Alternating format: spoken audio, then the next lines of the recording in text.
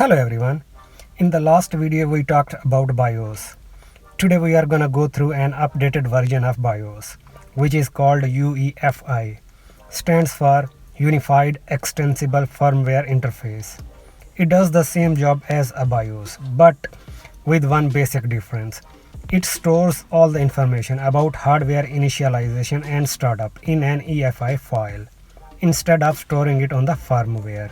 This EFI file is stored on a special partition called EFI system partition on the hard disk.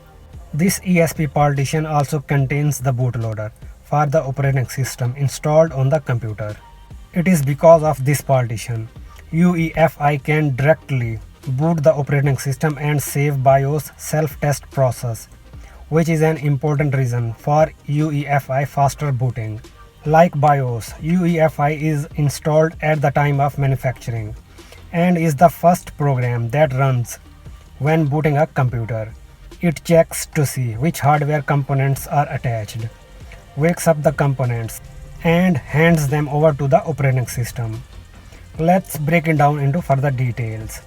As I mentioned above, Uefi is an evolution of the BIOS. Its functions are basically the same, to which it adds greater security, speed, and compatibility with modern devices.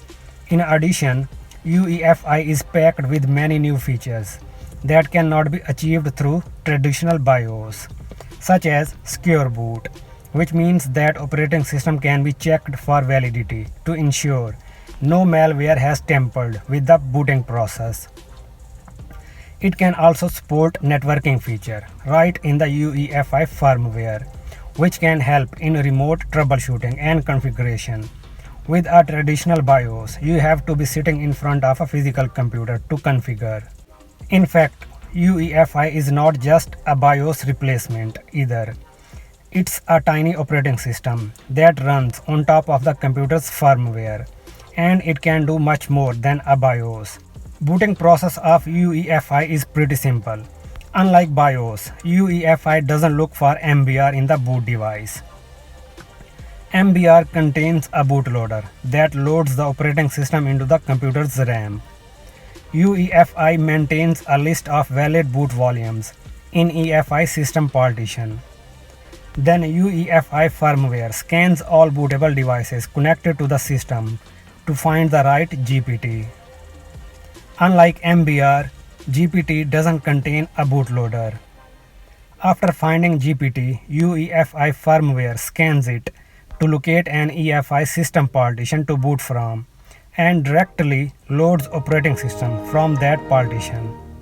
Let's go over the primary differences. Uefi supports drive sizes up to 9 zettabytes, whereas BIOS only supports 2.2 terabytes. Uefi firmware has faster booting process than the BIOS. Various optimization and enhancement in Uefi can help your system to boot more quickly than it could before. Uefi runs in 32-bit or 64-bit mode, whereas BIOS runs in 16-bit mode. Uefi provides graphical user interface and navigation with mouse, which is not possible in BIOS. Uefi supports multiple operating systems, whereas BIOS allows a single bootloader. Alright, let's wrap it up. Uefi defines a new method by which operating system and firmware communicate, providing a lightweight BIOS alternative that uses only the information needed to load the operating system. The good thing is Uefi supports most existing BIOS with backward compatibility. Okay, so how you can check whether your computer has BIOS or Uefi? Type msinfo32 in command prompt and press OK to open system information. Clicking on the system summary, you would see BIOS mode on the right side. Alright, this brings me to the end of my video. Thanks for watching. Please subscribe.